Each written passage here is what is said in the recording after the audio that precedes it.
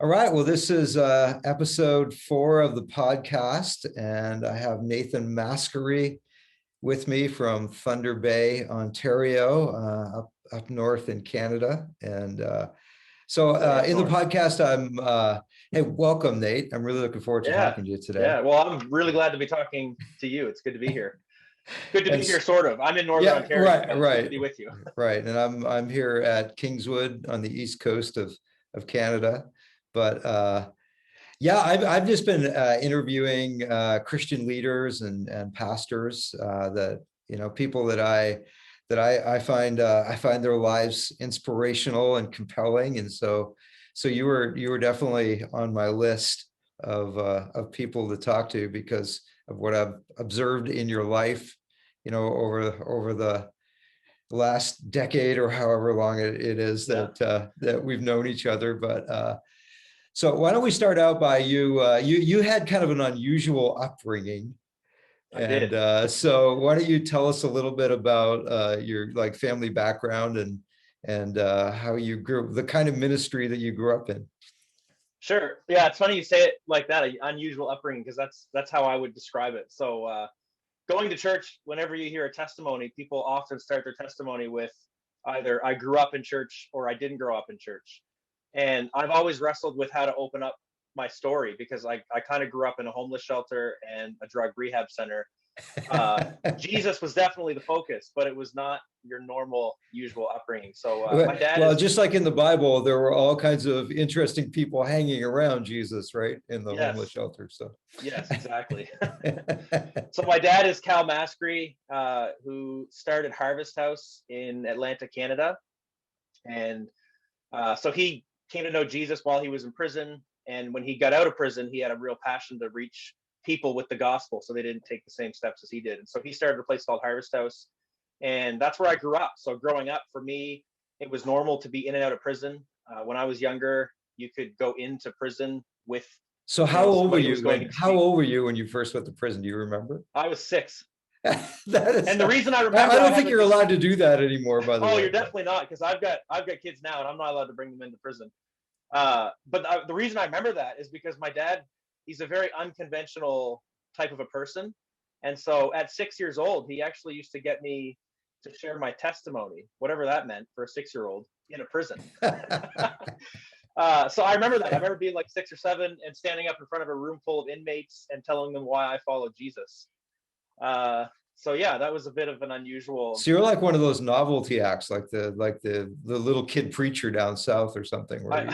Yeah, I guess. I mean, there was no recording or anything, and there was definitely, maybe there was fame in prison, but that's a different kind of a fame, I think. Right. So, they were probably happy just to see like a child, though, because they're just to experience something normal. So yeah, so that's kind of what it was. My dad he would go in and share his story, and he'd bring me with him. And so I went in and had an opportunity to talk about Jesus to inmates and kind of interact with people that a lot of people my age didn't get to interact with, I guess. And then for Harvest House growing up, it's a homeless shelter and also a drug rehab center. So growing up, those were the people I connected with. And I remember hearing lots of stories of people whose lives were drastically changed. And so there were some really cool positives to that. But also growing up in that atmosphere as a young person, like I was exposed at a really young age to the drug culture. Not in the sense where I was like in danger of being a part of it, but just exposed to the brokenness that went along with that. I can remember being young, and seeing people who were pretty severe heroin addicts that they looked like, there was probably only a few days left of their lives, and hearing their stories and hearing what God was doing. And so, it was kind of an unusual upbringing. You had those special lights in the bathroom, right? Tell us about those. What were those about? Because I remember the first time I went to Harvest House, I went in the bathroom and I was like, it's really weird lighting in here. Yeah. So we learned that if you put black lighting in the bathroom, then under a black light, it's harder to find a vein. And so for someone who's addicted to intravenous drug use, a lot of times they would come into Harvest House and they would go into the bathroom and shoot up. And we installed black lights because it's harder to find a vein. And so it stopped people from from doing that. And so, yeah, those were the kinds of things, I guess, Right. That was I just was normal for exposed to. you, That right? was Yeah. normal. Yeah, that was just normal upbringing.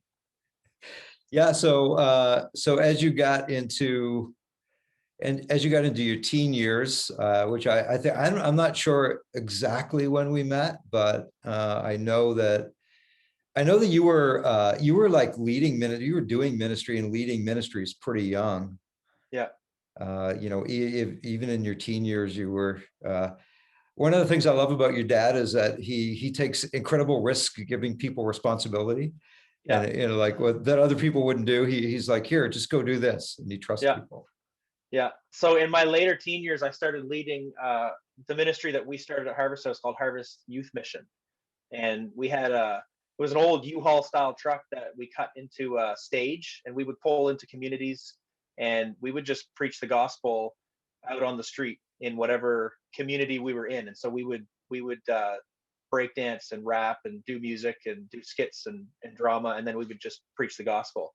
And so I did that for a number of years. I started that in my late teens, and then did that up into my mid 20s, and led that ministry. And it was incredible. We saw the Lord do some really neat things. Going back to like prison ministry, I think one of my highlights was there's a jail you've been to in Miramichi it's a youth facility, NBYC, and they actually gave us permission to take our truck and drive right into the center of the yard where the inmates would come out and have their free time. And they let us set up and just do a whole gospel presentation with drama and rap and music, and it was incredible. And so that was a ministry that I started out being a part of, but then I led that for a number of years up into my mid 20s.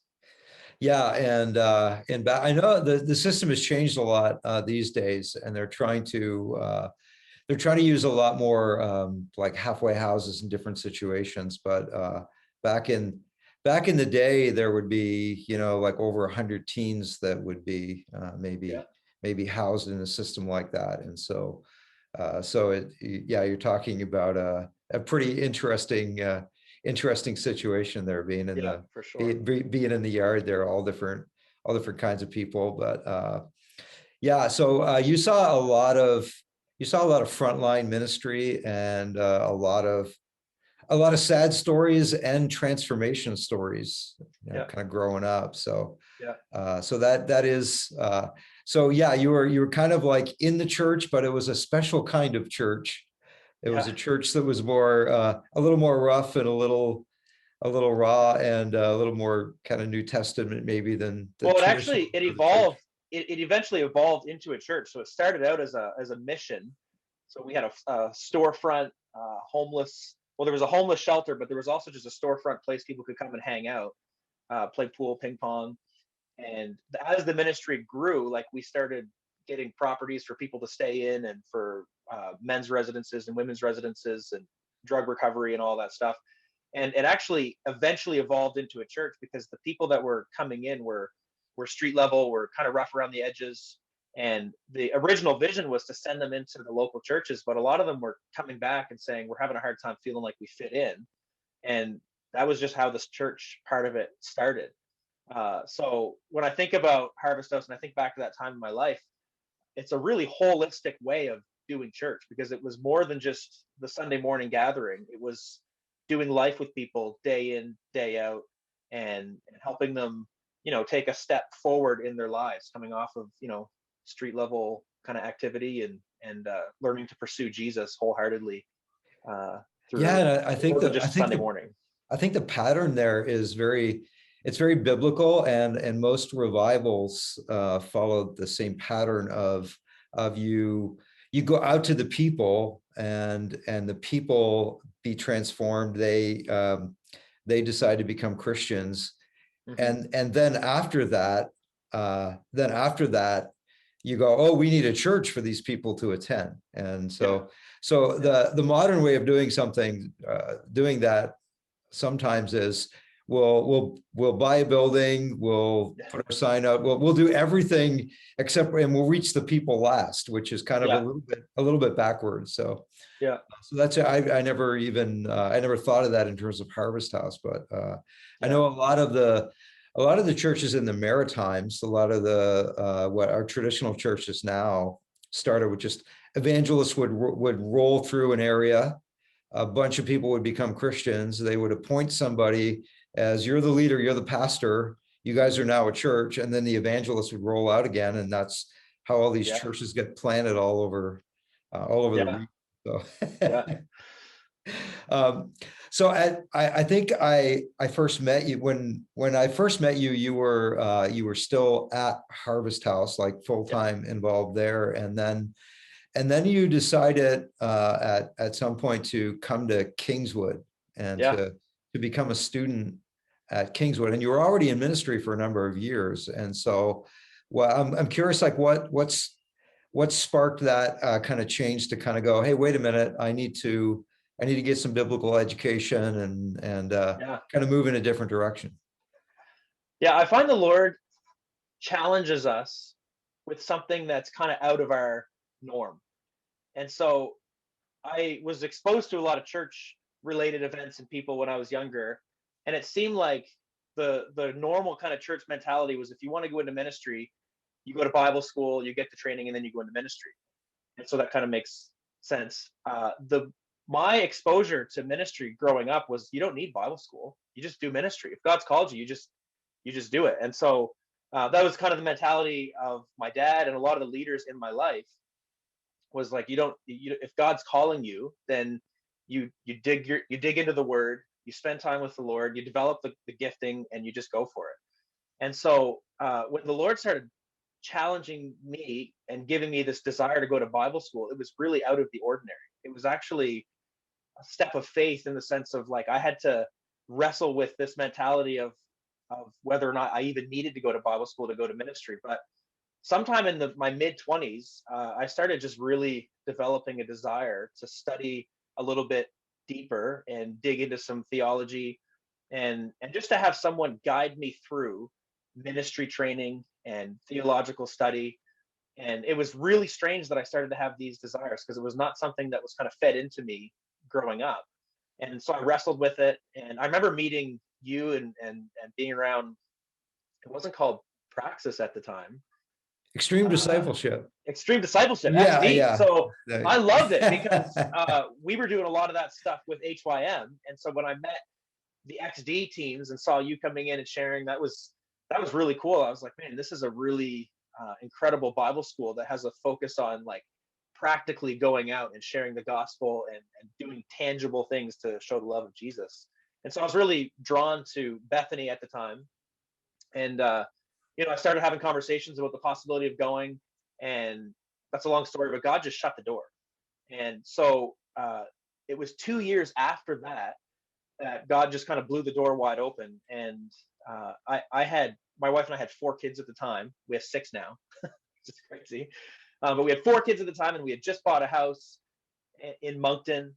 And 2 years before, So the Lord had perfect closed the timing, door. right? God's Yeah, timing, perfect right? timing. Yeah. 2 years before, he had closed the door and going to Bethany.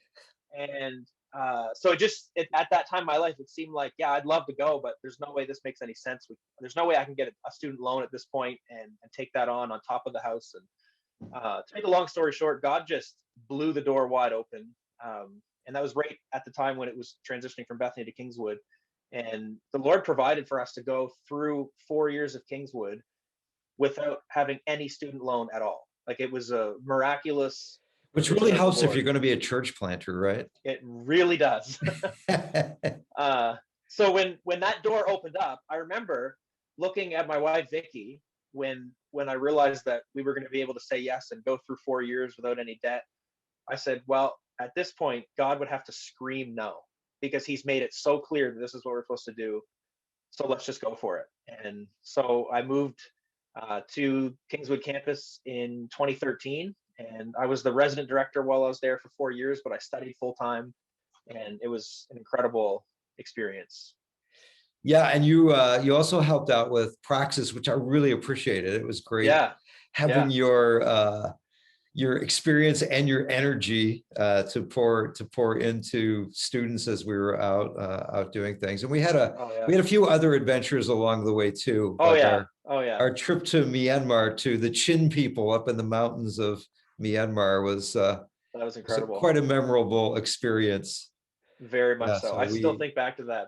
yeah, That was incredible. that was probably the wildest up flying between the mountains and a little prop plane Yeah. to get up there to the, but that was probably the single wildest plane ride I've ever had. I'm not Where easily nervous, and I know you're definitely not easily nervous. And I remember flying in over the mountains, and I remember the plane starting to shake, and I was shaking and not just very nervous. just doing like major like sudden drops, like poof. Oh yeah, drops and like it was, and It I was was thinking, just oh, this is bouncing all totally over the fine. place, right?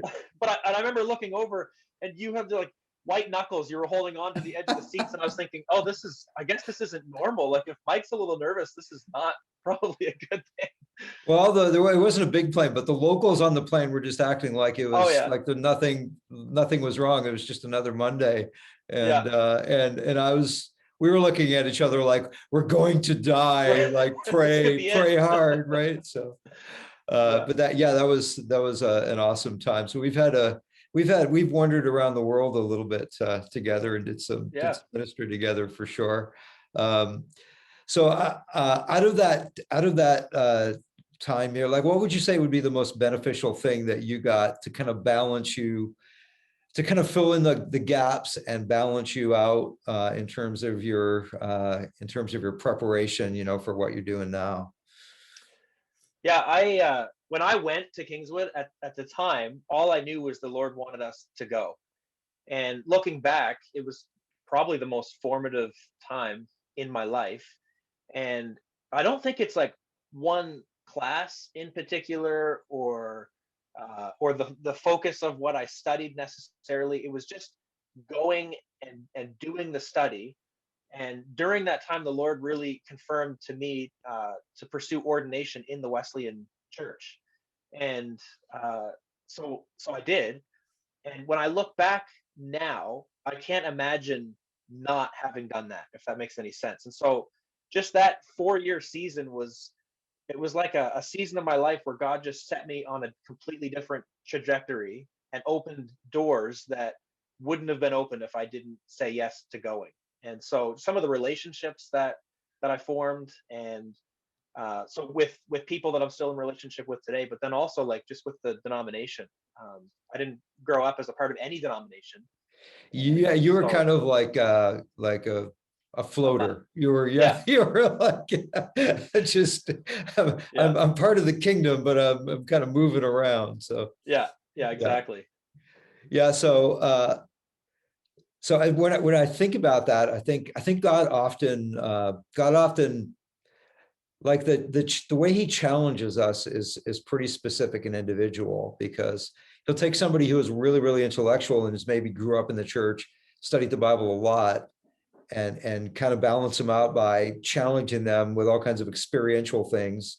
And then he'll take somebody who is very experiential and has that kind of Yeah, background like you did, and the challenge for you is to like slow down, exactly. study on a deeper level, and you know, and Yeah, so it is interesting. God challenges us, but it doesn't always look the same. It yeah. can Well, be that's really and that's unique. bang on, and that's been my experience when I think about when my dad shares his story. When God called him to ministry, in his mind, he was going to go into education as soon as he get out of prison. And the Lord clearly said, no, I want you to start right away. And so for him, that was the step of faith. For me, it was like it would have been obvious for me just to go and continue into full-time ministry. And so when God wanted me to just slow things down and go to university and study, you know, some theology, that was a big shift, but it was also a huge step of faith for me to say, okay, I'm trusting that this is God's leading. Because God, I think, often leads us in ways that are different than what we would normally think we should do, because it's a test of our faith Right. as to whether we trust Him. Yeah. One of the things that struck me about you when you were here, Nate, was your people have different capacities to carry different loads, I think. And I Mm-hmm. don't know if it was your upbringing or just, you know, the way just, you know, a special gifting from the Lord, but being able to, I noticed you being able to handle like a lot of study and getting good grades, having a family and doing all kinds of ministry and then doing just like a ton of unofficial counseling with all kinds of students and people, beyond the school as well. And so when I looked down at your life, I was like, wow, this guy has a high capacity to like carry a lot of things at the same time that most people don't have. Where do you think that came from, or what do you think have you ever thought Yeah. about that or explained that? Well, I think, I mean, this is a very Because I mean, now unspiritual you're way a of church describing planter it. with 6 kids, right? Yeah. Like Yeah. 6 young kids. So Yeah. This is an unspiritual way of saying it, but I think in some ways it's FOMO. It's like, and maybe it's a spiritual FOMO. Maybe God uses it in a good way, but it's this fear of missing out. And so, some like when I see an opportunity for something, there's just this part of me that like I want to be a part of that. And so I say yes to lots of this is things. I really say funny, no but to. how the way you ended up on that Myanmar trip, I was actually like, I would love to take Nathan, but he's got a full plate, so I'm not even going to ask him. And I was sitting in the cafeteria talking to Zach Otto about Myanmar, and you Yes. walked by and you were like, "What are you guys talking about? Oh, Like something's that's up, isn't it?" exactly. Like, and by the end, Yeah. like after 10 minutes, you had fully signed on for the trip. Yeah. Case in point. So that's an example right there of I think how the Lord puts things on my heart. Like I remember hearing you talk about it, and I was processing in my mind about how I probably don't have time to do it with everything else that's going on. But I just had this sense of I should do this. I should just go for it. And I've learned to listen to that. So if I have this sense of yes in my spirit, even if it doesn't make a whole lot of sense, I've learned to just go for it. So I do know how to say no to things, and I'm learning. I haven't been great. If you talk to my wife, she's like, Some she things would are say that's the easier to say struggle, no to, and some things are harder to say right? no to, right? So, But there's this sense of I think this is something I'm supposed to be a part of, and when I get that, I try to just go for it. Uh, and there's been times I've had to back out and say, okay, I've taken a little bit too much on, but I think it's just this. There's just this hunger and this desire to experience more of God and to be a part of what He's up to and where He's leading me. So yeah. So when you were graduating and deciding what you were going to do next, you had, like, I know that there were a lot of people talking to you. There were some even some larger churches that where it would have been, they're impressive kind of places that would be really easy to say yes to. And yet you kind of chose the hard thing. You were like, I'm going to go to Northern Ontario. I'm going to go further. I'm a Canadian who's going to go further north, yeah, and I'm gonna plant a church instead of just kind of joining an already big and successful church. So has that been a yeah. pattern in your life to I choose think the harder road? in some ways it's not like I set out with the thought of I'm going to choose the harder road. Um, but if I get a sense of what the Lord is saying or where He's leading, I do try to hold on to that. And one of the things that I processed in thinking about moving to Thunder Bay was that some of these other opportunities were great opportunities, and there'd be people that I would love to learn under and have that experience. But I just remember thinking, if I don't go, someone else will, and that ministry is going to do fine. Like they're gonna find someone else, and they're gonna move forward, and they're gonna reach people, and it's going to be great. But what was attractive to me about Thunder Bay was that if we didn't go, that I didn't see anybody else that would at the time. And I remember when I was in conversation with the people that were in charge of getting me here, there wasn't really any other options. And so I think that's what was attractive was I had a sense that God was calling me to a place that was out of the way, that was a bit rough. It was going to be a big step of faith. But I just felt like it was a place that we could invest in and hopefully bear some fruit. With obviously Jesus is the one that bears fruit, but I just felt like it was a place that was not a place people were like lining up to go to, and so that we could actually come and make a difference and step out in faith just to see what God would do. Yeah. And how long have you been there now?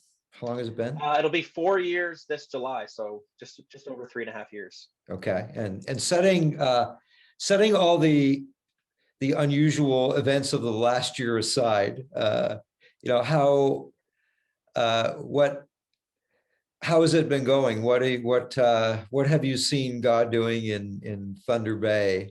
At Yeah, least, up until we could talk about COVID, but I think everybody's kind of tired of talking about everybody's that. tired of Yeah, right. But in those first 3 years, what happened? yeah. Well, we've seen God do some really incredible things. I mean, you've heard a little bit of my background history. I don't have formal church experience other than my 4 years at Kingswood, and definitely not church planting experience. And so getting here to plant a church has been this like growing season for me to try to figure out what does that even look like? Like what does it mean to plant a church? And so there's been a lot of like learning curves there. But I think what's been really encouraging is just the provision of God.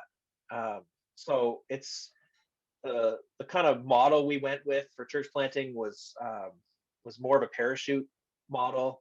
We didn't have support from other like a sister church or a mother church or anything like that. We had lots of prayer support and moral support, but we've had to raise a lot of our own funds, and it has been mind blowing to see how God has provided for this ministry. And over the past 3 years, there's been many times where in the moment when I'm like trying to start something or reach new people or whatever it is, I'm not always feeling super encouraged. And when I take a step back and I talk to someone like you or I tell a story about God's provision, I just shake my head and go, man, like the way God has provided still blows my mind. Like, and and that's been one of the ways that he's confirmed that he wants us here, is just the fact that he's faithfully provided people, resources, finances over and over again through multiple different ways, and it's been incredible and it's been very encouraging. Yeah, I was up with you guys in like 2019, I think. Yeah, And yeah, I was just really impressed with some of the young adults that you had kind of hanging out and helping you out at the church. And just yeah, I had an interesting this would only happen at a church that Nathan Maskery is pastor of. But I remember on the Sunday morning, a street level kind of person came in with his cart full of stuff, and he had red devil horns on, like he was wearing into them on his service. he was wearing them on his head. and Yeah, and he just parked his cart and he went in and sat down like in the fourth row, and I was kind of like, yeah, oh, I guess I'm preaching to Satan today, like that. yeah, And so, yeah, and yeah, obviously that he's I don't know exactly. I didn't ask him why he had them on or anything, but yeah. yeah, he was fine through the service. And Oh but yeah, it was yeah, it was an interesting mix of people, all the way from somebody like that to college students yeah, and everybody in between. And so yeah, I love the fact that you chose the name transformation, because yeah, I think that's the heart of the gospel. yeah, And I think, well, my favorite trans word is transformation. I think that yeah. is kind of the key. That's the Yeah, key me to too. everything. And so, Me too. uh, Yeah. so, what, as far as the area though, like you're pretty Mhm. far, out there, pretty far up in, Yeah. like, what have some of the challenges of that been, like adjustments for you? Yeah. So our church building is actually located in a really rough part of the city, and so it's normal to walk outside of the church door and to find dirty needles. There's lots of drug paraphernalia, drug houses right in this neighborhood.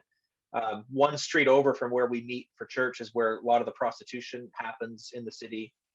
So when we got here and this ended up being our location, I just remember thinking, God knew, years and years ago with where I grew up and the ministry I grew up in, where He'd bring me to plant a church. And so, in some ways, I walk through the streets and I think, well, this is my people, It's kind of a because full circle thing, isn't it? it is kind of Or a full like circle, right?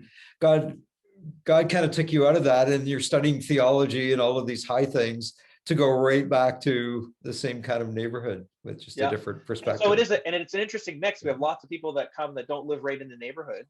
Some people that are in the medical profession, and like you said, college student type people, and then we have very much street level people.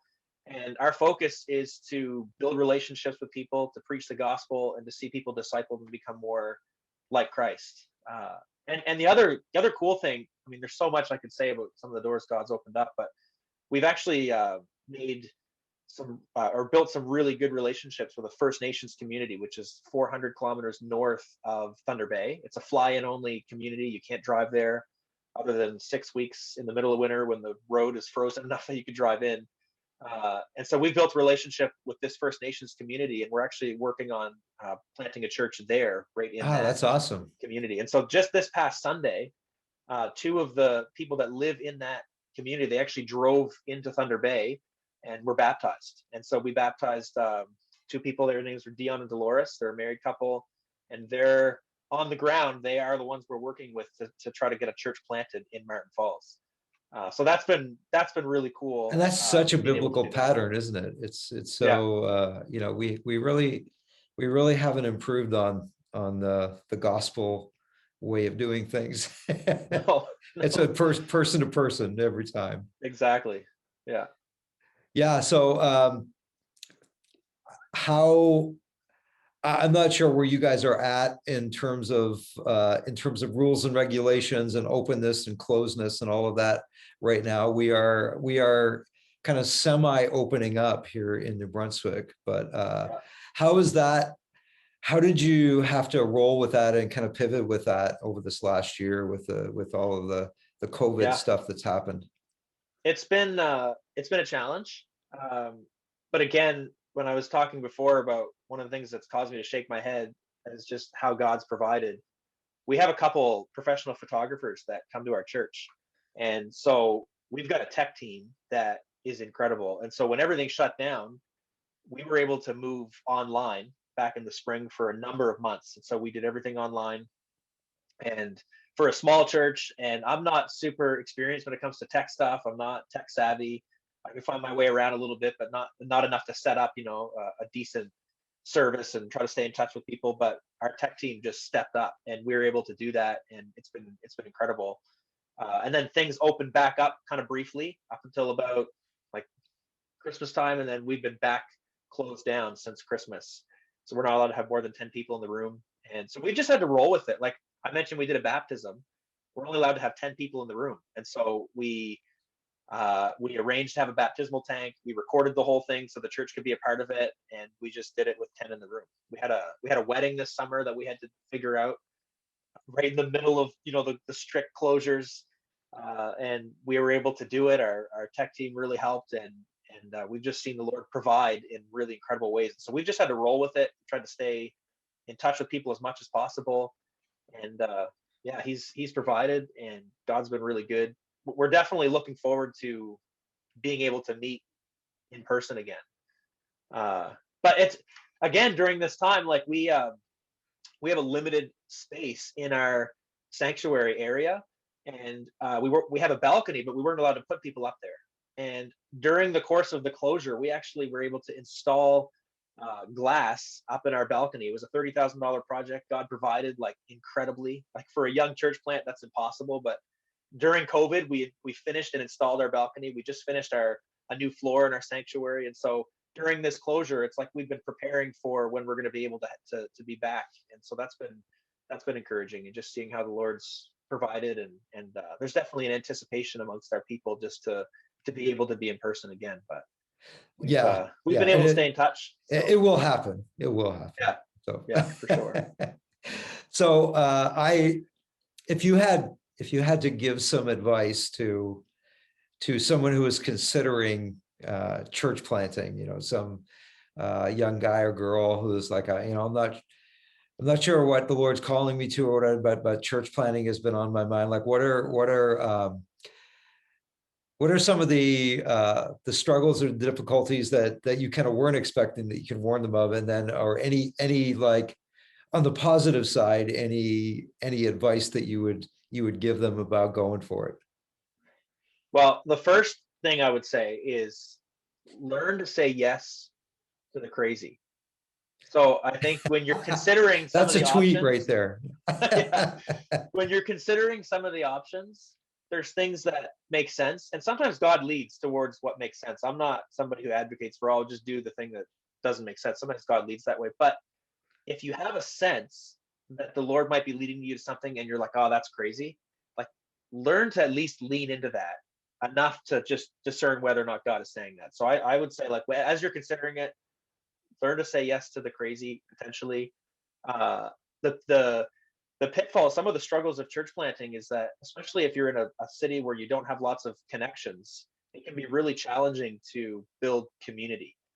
And what I would encourage people with is, like, build relationships with other people who love Jesus, and don't be afraid to work with other denominations or other groups. Uh, One of the things that Dr.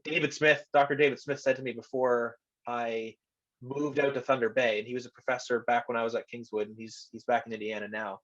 But he said, Nathan, when you move to Thunder Bay, he said, you're not bringing Jesus to Thunder Bay. He said Jesus is already at work in Thunder Bay. So when you get there, find out what he's doing and just jump on board with that. That's actually been something I've gone back to. That's really good advice. Yeah, because he is at work. And so it can be discouraging when you're trying to do something and you're having a hard time rallying people, or your ideas not coming together. But if you realize, like, God is at work, and you start to look around, like, where is he at work and how can I join that? God will do some things that just blow your mind.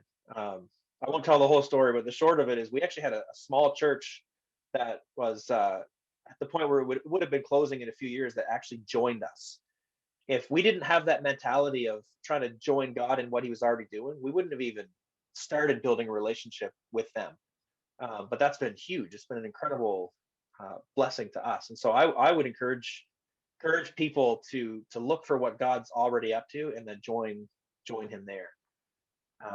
And then the last thing, the thing that I desire more and more, is just to get really good at hearing God's voice.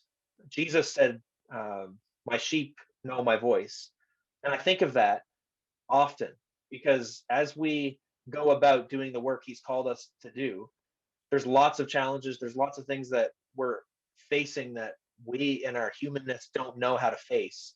And more and more, I'm just desiring, like, I want to hear God's voice, and I want to be confident in what he's saying as I make decisions and as we move forward, because I don't know what to do a lot of times, but he does. And so leaning in, learning to hear his voice and follow his lead is huge and key as you make difficult decisions. Yeah, and one of the key scriptures about Jesus' life is that he only did what he saw the Father doing.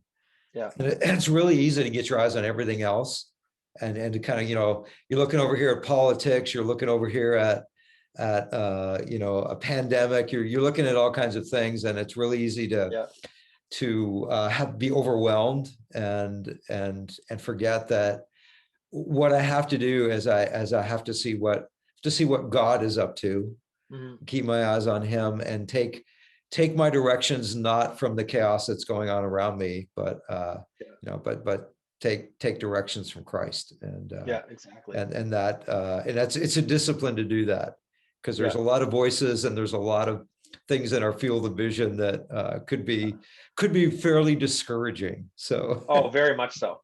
Very much so. So as I'm talking to people in different parts of North America, particularly like Canada, like what do you see for the future of the church in Canada? I guess we'll kind of start to land the plane there. But I'm on the East Coast, and I've been talking to some people on the West Coast, and you're kind of right in the middle, top middle. Like what is your sense of where the church is going and what's happening in Canada? Well, I'm going to reference something. So I listened to the first episode of your podcast with Brent Ingersoll, and one of the things that you and Brent talked about was something that actually God's been speaking to me. And when I heard Brent say it the way that he did, it was like it resonated even deeper. But he was talking about how he's actually shifted from having a church that's trying to attract in unchurched people, unsaved people, into saying, well, we're going to invite those people, we're going to make them feel welcome, but our focus is going to be on those that love Jesus and helping to disciple them and helping them to take further steps in their faith, and to, to focus less on being attractional and more on discipling people well. And it was really interesting when he said that, because that's something over the last number of weeks I've been thinking about. I was talking to one of my team members about it and just saying, like, we want to reach unchurched people. I don't think that's ever going to change. Yeah, because the whole We point want to of see discipleship is to be missional, right? exactly. That's the ultimate end of it. Yeah. And so if you're discipling your people well and they're becoming more like Jesus, their cup is going to be overflowing. Like, they're not going to be able to hold themselves back from sharing about what Christ is doing in their life to their unsaved coworkers, family members, friends. And I really believe that's how a movement starts, is that those that love Jesus, that are following him, they're growing in their relationship with him to the point where they're hearing his voice and they're sharing their faith with others. And so I think the future of the church in Canada is for those that are committed to Jesus, those that do have a relationship with him, to go really deep and to learn to hear his voice, and for the general population of the church to be sharing all the time about God and what he's doing. And I think that's what's going to really reach our country. Yeah, and you and we've spent some time in New York City and other major cities, and in any city that has major skyscrapers, one of the principles there is, if you want to go high, if you want to build really high, you have to dig really deep, because you need that depth in order to support what you're going to put on top of it. And I think it's the same spiritually, that there has to be, if we're going to see a missional church, and we're going to see a lot of people coming to Jesus, there has to be a depth there that's going to be able to support the weight of that when it does happen. Yeah, and people can see depth. I really believe unchurched people that don't know the Lord, are drawn to someone who's anchored.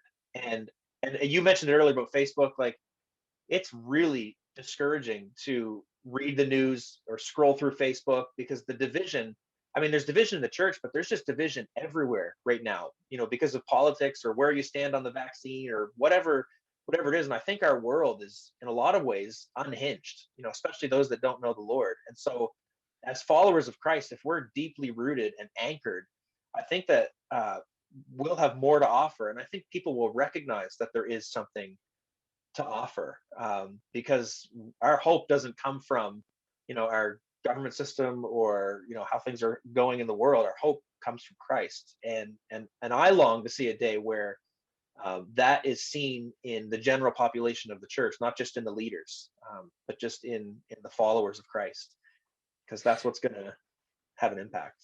Yeah, and let me just affirm you here for a minute.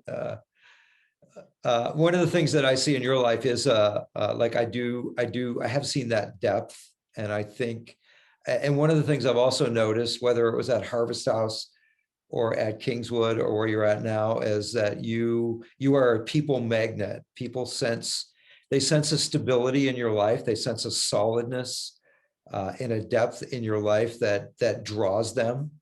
And I think it was the same thing that drew people to Jesus. And so anyway, I just wanted to, sometimes we think those things and we never say them out loud. Yeah. And so I want to affirm you in that, Nate, and just, and yeah, it's been, that might be, a good place to end our discussion. Yeah. And well, thank you. But I really appreciate you taking the time, and hopefully we can connect face to face sometime in the future, wherever that might be. But yeah, yeah, God bless you and your ministry as you help to transform lives in Thunder Bay. Amen. Thank you. Okay, I am going to stop our recording here, and then